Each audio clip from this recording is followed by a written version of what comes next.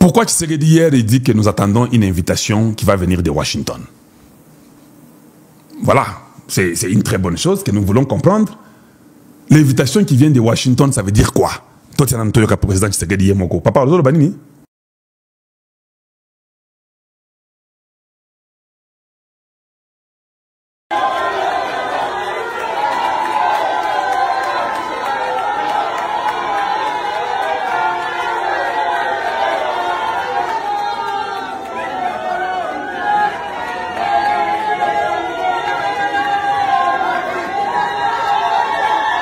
Bon, ici d'abord c'est l'entrée du président dans la salle. Je vais vous mettre maintenant ce que le président va dire. Ça c'est l'entrée du président dans la salle.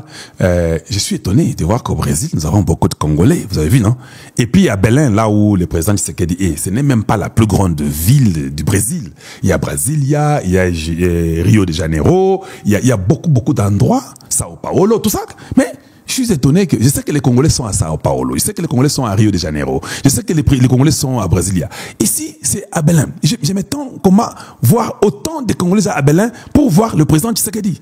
Et c'est quand même très bien. J'aime tellement le Congo que je suis très content de mon pays. Parce que je trouve que ça va.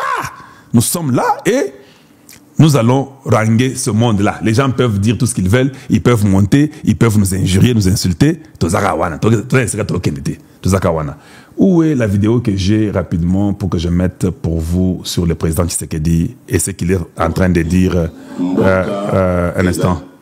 Ce qu'il dit là-bas à Belém. Suivons un peu rapidement. Je mets ça pour vous.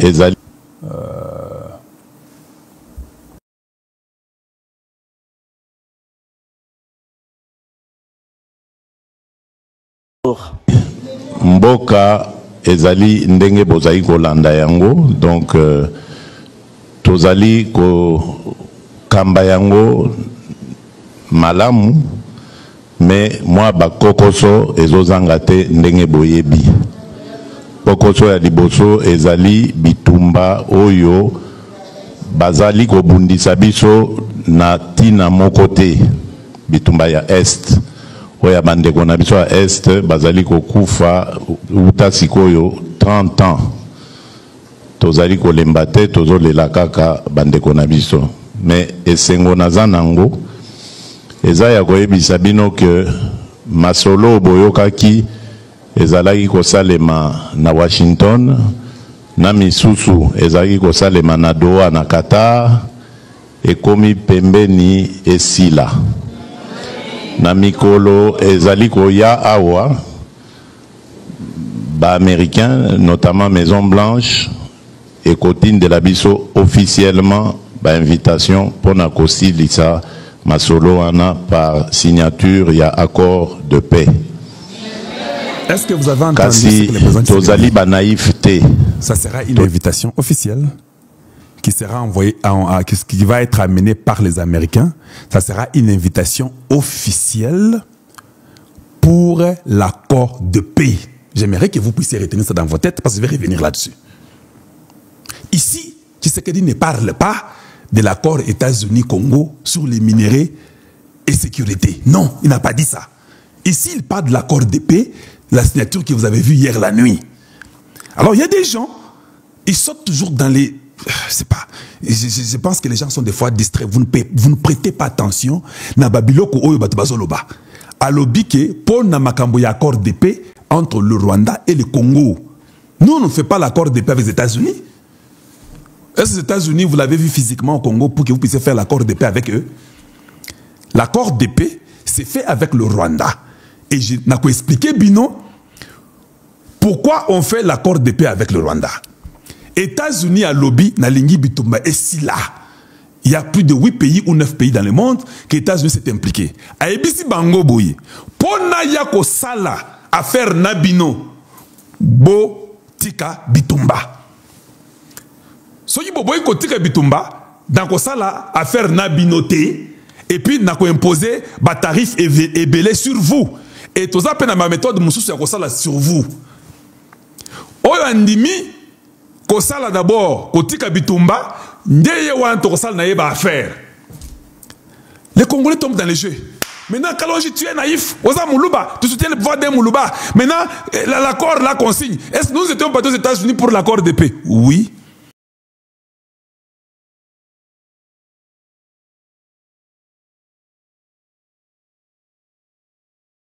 Maintenant, l'accord, la consigne. Est-ce que nous étions partis aux États-Unis pour l'accord de paix? Oui.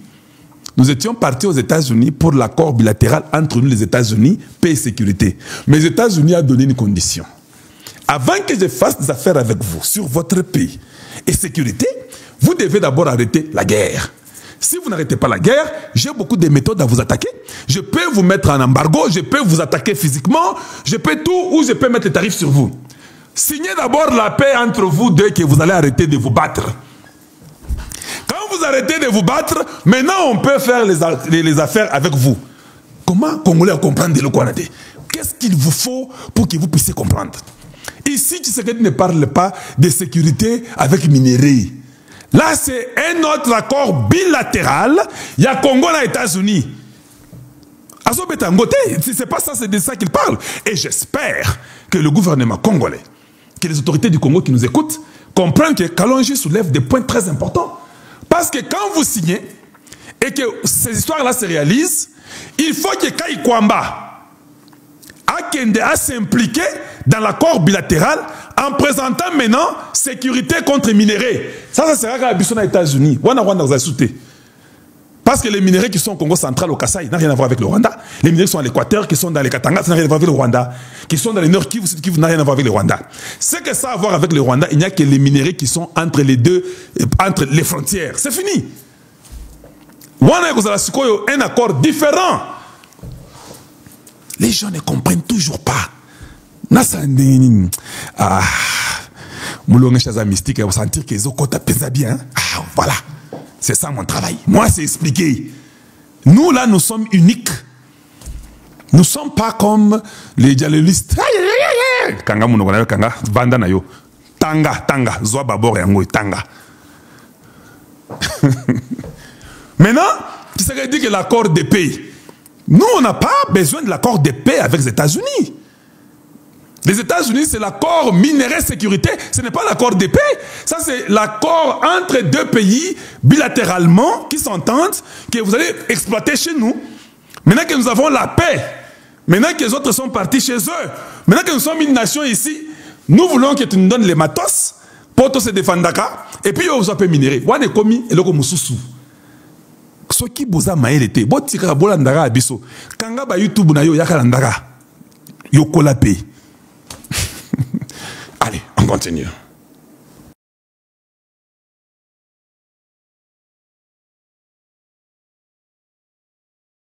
Yebi ke bitumbana biso te mututo lukaka yango. Bitumbana balukeli biso yango po na bwanya o ezali na mboka na biso. Ezalaki kosunga bapaya ebele, ba voisin ebele oyo bazalaki ko bongisa bamboka na bango na likolo na mikongo ya bandeko na biso na ya ekonomi na biso. Kasi tobundi makasi potosisa minyoko wana. Tokomi na suka tolingi kobuka siko mbuma ya kimia ya libela na voilà. Kati ya Congo démocratique. Vous avez saisi. Vous avez très bien saisi. Mboka. Ici, nous parlons de l'accord de paix. On ne parle pas des minéraux sécurité États-Unis-Congo. Maintenant, c'est simple, c'est clair. Maintenant, ce que je veux dire, j'excuse. Quand Paola White arrive à Kinshasa, moi, je soupçonne qu'elle serait arrivée à Kinshasa avec l'invitation de la Maison-Blanche. Parce que c'est elle, chaque fois que Donald Trump dit n'importe quoi à la Maison-Blanche, c'est elle qui entend la prière, c'est elle que Donald Trump montre que vraiment j'apprécie beaucoup. Paola, viens ici, dis-nous comment.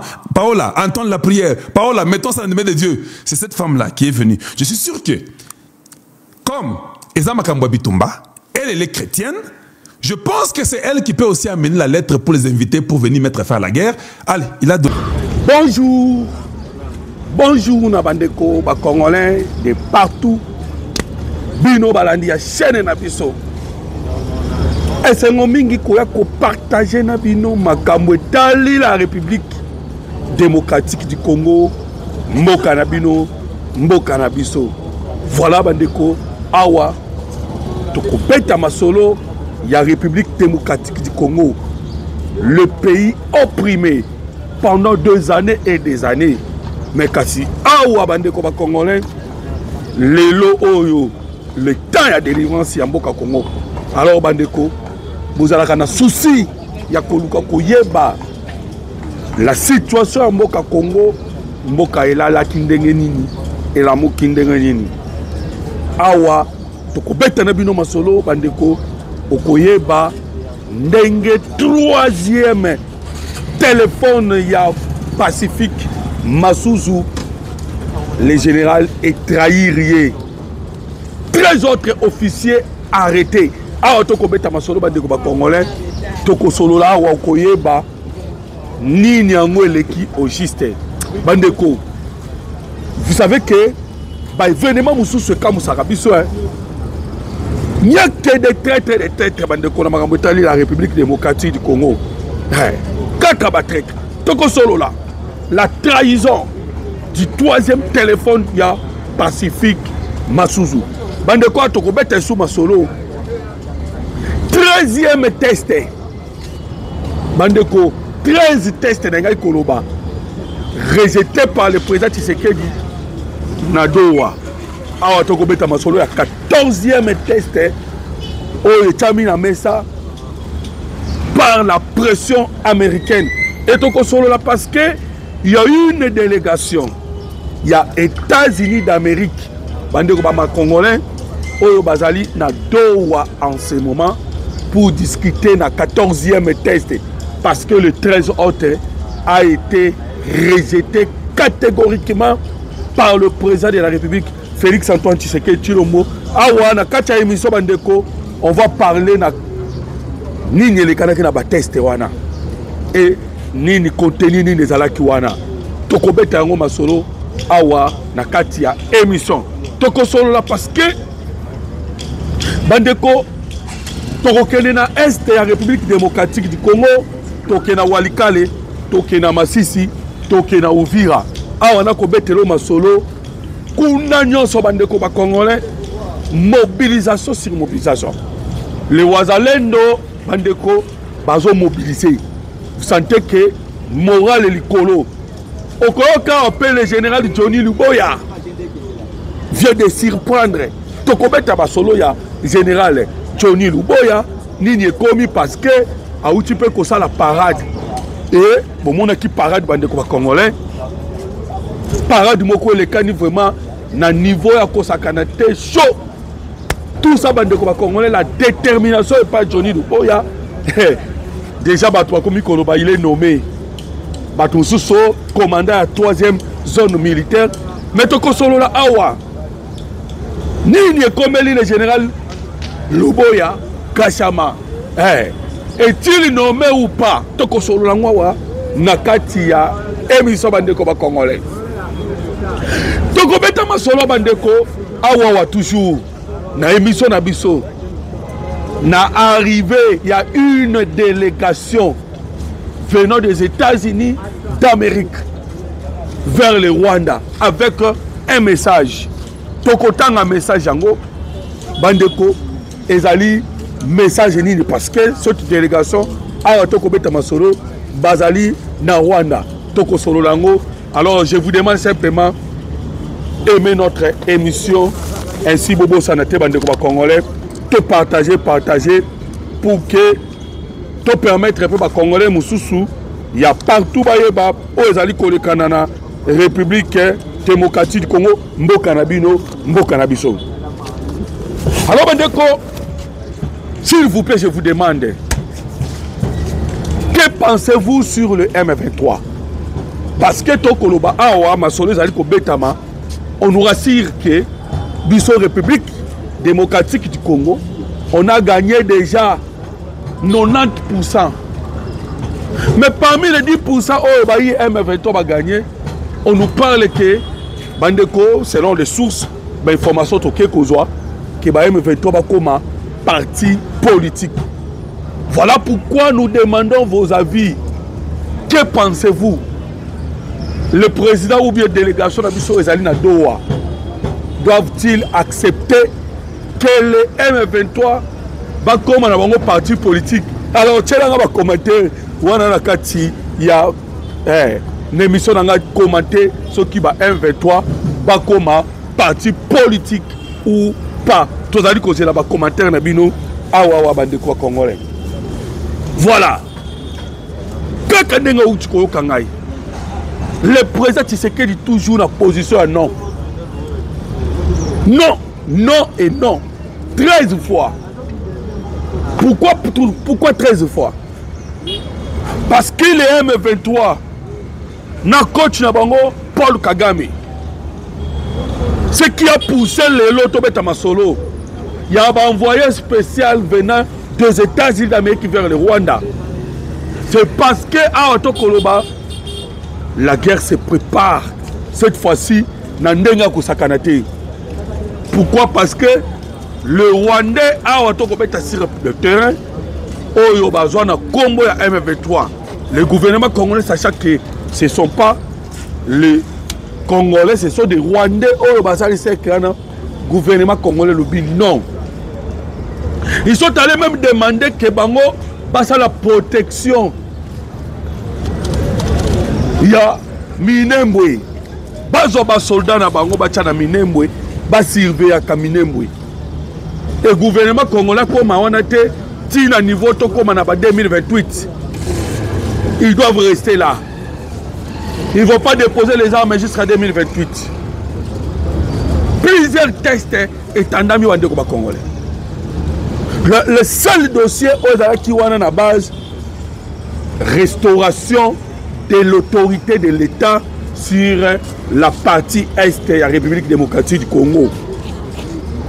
Et le gouvernement Lobino, c'est ainsi que tu connais lobby. Na niveau ya Qatar, benga kina Kenya, Kenya pe ayaki par rapport à masolo ozali kolekana na Doha. Tu sais que Dabino. Coincé Paul Kagame baza soutenir au tchala mesate. Tellement ils sont coincés. Baye conseil na lisusu l'amnistie. Voilà encore deuxième question bande ko congolais. Parce que là aussi le président Tshisekedi a dit non. Pensez-vous que au nom de la paix, Tony Mananou, les M23 AFC Bazoua amnistie? Ça aussi c'est une question. Parce que Kouna va commis conseil amnistie. Paul Kagame a la poste à sauver Sultan Makenga. Kagame a la poste à Zoua Bisimwa. Nanga et des autres. Bapé Sabango amnistie. Alors voilà les points où ils allaient couper ça va troubler à Watokoloba au niveau de Doha. Et c'est même qui très décisif. Tobé Tekina Bino Masolo, tu sais qui bino bien que les États-Unis d'Amérique pour Nabango, c'est le 13 novembre ou rien. Et ça le 13 novembre au Bango Bazaki causé là. Et que de grandes décisions Ezouama. Na niveau de Doha. Mais point oyo bayi français, bayi européen, baleli kolela koleka ba point nyonso, ezali point oyo basenginde l'amnistie envers le rebelle. Et le président Tshisekedi acha mai na vinyo tochana nous pose pour na makambu etali les génocides congolais bandeko. Webi que ils veulent blaguer avec les sangs bayi congolais. Bayi basaka na makila ba congolais. Donc 13 millions de morts, Toti Karangona nous. Parce que Bango va n'y payer. Donc oui, va Congolais président Tshisekedi a Tikanan. Voilà pourquoi on a vu sinon que le Mokoza Lobi non. Et maintenant le Syrie Siko on a 14e test. Où est le Siko en ce moment? Qu'est-ce qu'ils vont faire? Et en même temps, Pekoto Yoto mobilisé. Nous tu connais déjà que si les terrains de mobilisation ça va jeter. Déjà aussi tu détruis qui des systèmes anti-aériens à Rwanda. Tu détruis qui en gonose. Brillage électronique, missiles solaires, drone kamikaze na bomba zaki nango, dépôt d'armes. parce que Munguna a bomba neutralisé. Toujours le dessus du colonne bangon à niveau à Sud Kivu. Lobby bazoloba. On moni to betaki na bino basolo bande ko Congolais. To ebisa kibino nini. Batwana bazaka na système ya toll and fight. On moni mikolo basengi moi c'est le faire une semaine. Yo kabilo ko basali. Ba mobiliser batou, ba marcher. A pas ko mobiliser batou, ba marcher wa to koloba na minembwe. Ba ke mobiliser batou ba marcher. Après awa to koloba ba komis ko sala état-major mususu asika. Il y a un document natanga kilobi. Il y a M. Kaniki. Qui est M. Kaniki? M. Kaniki azali moko ya banyamulenge soi-disant. Oyo basimbi armée ya Nyamulenge. Butaliwa ya makanika oya kufa. Et c'est ce monsieur-là na ba Moïse Nyarugabu nde ba komisko koluka kosangisa. Mais je vous dis bandeko, hier tu récupéré encore des villages na Sud Kivu na Uvira. Parce que les Congolais balingaka te tobeta masolo ya ba victoire. Soki to ebisi bango tozui mboka boy. Tozui village boy. Okoka ka question. Est-ce que bozui Bunagana? Est-ce que bozui Goma? Est-ce que bozui Bukavu? Voilà ma question à Tunaka. Mais ils ne savent pas que RDC azali kosa la guerre na Mukili Mobimba. Mukili Mobimba. Les téléphones oh ezana Mukili Mobimba na poche Mukili Mobimba. Et Mboka Congo azali na production ya coltan 70%. Vous imaginez 70% ya coltan oyo biso to salelaka. Oyo ba salelaka on ba téléphone Mukili Mobimba et utana SRDC. Et au cas Israël même a bombé tous. Pourquoi? Parce que ba Israélite ou bientôt le ba Israël ba sala eye lisu ozaka na téléphone. Mais jamais n'étant où on va tolo na yango. Alors que non. Lisu oyo comment on a et ça na poche ya Mukili Mobimba, c'est-à-dire Israël a na poche ya Mukili Mobimba. Donc biso pe Congo toi na poche ya Mukili Mobimba. Pourquoi? Parce que pour que bino Israël bossa la lisu vous avez bon qui koluka le coltan congolais. Bon qui koluka coltan na Congo. Nous moni bango tout baninga pas minerai facilement. L'obia wa minerai mususu utaki kobima. Germanium. Aux États-Unis d'Amérique koluka tongo me dit pourquoi. Aujourd'hui so comme on dit Trump a beli liboma ya pambate. Bandeko, so to lobi o Tshisekedi, ba mususu ba komo ba biso jalelo. Webi que Germanium ezaka na 3 pays dans le monde. Russie, Chine, la République démocratique du Congo. Et tu sais que d'abord Germanium Mebima. Tu sais que d'abord Germanium Mebima. Tout transformé en Congo. Vous imaginez? Alors, ce qui moutabongo a kosala makaba malamu. Pourquoi les Congolais balingi tolo bayangote? Alors, on a combien de masolo bandi ko Congolais. Je vous dis que le président de la République a rejeté 17 nanga la bosani kutu 13 tests au bâtiment na mesa pour que ezala signé. Il a rejeté cela catégoriquement. Au moins jusqu'au moment la makambo. Ils ont eu entre la RDC et le Rwanda parce que l'accord entre la République démocratique du Congo et le Rwanda, ils ont déjà signé. L'accord Otokobenga, Otozobi sur le cadre d'intégration économique, l'accord économique. Il y a un président dans mais ça a un problème pour que signature, il y a un accord économique. Et ça, il faut d'abord tout le monde a l'application, c'est-à-dire les retraits des militaires rwandais dans le sol congolais. Donc le problème est dans la rébellion. Et la rébellion rwandaise ont soutien à la multinationale. Au bazar à Paul Kagame. Et ces multinationales wana bande comme congolais bazali elongo na nani elongo na ba chancellerie étrangère ba France ba Qatar ba rwanda surtout. Et bani ba pesa siko la République démocratique du Congo pe moko ya sembla hein, donc pe moko boye ya muke ya bongo bongo. Voilà pourquoi le nom ya moko zamboka. Une délégation venant des États-Unis d'Amérique. Yokana Tangela yo. Délégation et outil na niveau des États-Unis d'Amérique. Bandeko avec un message pour Paul Kagame. Parce que les États-Unis d'Amérique ont les 13. Wande Souka. En même temps, les États-Unis d'Amérique ont les 13. Tu sais que du peuple se prépare déjà à la guerre. Donc, moto, ils ont accopé là. Et les États-Unis d'Amérique va préférer, va payer sa chance, Yasuka. Non, mais c'est Paul Kagame. Voilà pourquoi les États-Unis d'Amérique ont tenu une délégation. Et à côté de Kagame, Bayebisa Kagame que le moment ya ngoyo Kagame bimisa basoto na yo na sol congolais respecter la résolution 27 septembre. Yoka Duka Williams, Paola White, Jennifer Kor, Baza Banani, ce sont bangono surtout bazali. Il y a Madame Otokobenga Paola White, conseillère principale dans le bureau de la foi, il y a Maison Blanche. Et il y a M. Jennifer Korn. Jennifer Korn Azali Nani. Il est Azali directrice dans le bureau de la foi. Et puis du camp Williams. Tous, Bayaki et pas Paul Kagame.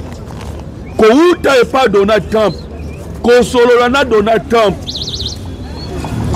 Pour donner la toute dernière avertissement.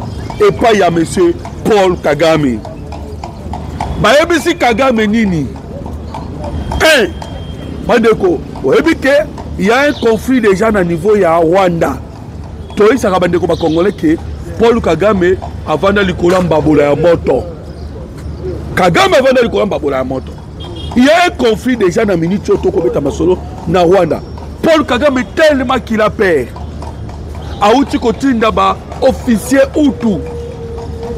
Tindiki bango surtout na retraite. Tellement Kagame akobanga, Kagame aouti kokanga 4000 églises. Et boyebi que le soutien mokonzamboka. Et outaka na Georgie. Vous savez que na Georgie va voter même une résolution pour imposer na M. Donald Trump sur le soutien Yamokonzamboka, Félix Antoine Tshisekedi Tshilombo, ainsi qu'à la République démocratique du Congo. Et Georgie ne va voter qu'à Donald Trump à 100%. Et ce pasteur au moment où il n'y a pas Paul Kagame. La majorité va passer dans la Georgie. Mais même Kagame message. Bayabisi na Paul Kagame. Appliquer la résolution 2773, permettre la paix et contre la République démocratique du Congo, retirer les soldats, retirer les M23. Et nous avons la dernière chance où on va passer à Paul Kagame. Vous connaissez bien. Tant qu'on va promettre qu'Iran. Parce que on a combattu le solo et comme ce genre il y a conflit où ils allaient connaître genre conflit religieux. Na conflit religieuse basé sur la raté. Trump déjà c'est un pentecôtiste, a déjà positionnement na et Paul Kagame azali auto benga kaba occultiste. Secte moko na ba Emmanuel Macron. Ba o lelo o ba vandisi maele na bango na katia molili. Et vous savez même monsieur Tobete qui na bino masodo na kombo Massad Boulos. Et que Massad Boulos déjà ça écarté. Mais tellement qu'il y a relation ya Bokiro na Donald Trump. Boulos azana auto kobenga ba faire na ye na niveau ya Nigeria. Et na Nigeria, les États-Unis d'Amérique sont déjà prêts à sanctionner Nigeria. Pourquoi? Parce que Nigeria a dans la COP a commis la menace avec le chrétien. Et même système yango déjà na niveau ya Rwanda. Au Rwanda ba koluka ndenge nini ba clouer ba chrétien. par Paul Kagame. 4000 églises déjà menacées. Voilà pourquoi recevoir un message ou dans la Maison Blanche pour nous colobela la liberté de la religion, la liberté de la foi et puis la fin de la guerre. Bandeko, pour Donald Trump, je vous avais dit cela dans l'émission Les Kanaki. Pour Trump déjà pour la guerre et c'est là. Guerre et c'est là. J'ai mis fin à la guerre entre la République démocratique du Congo et le Rwanda. Ayebisa Kango beaucoup plus de multinationales. Oh, Yobayaka.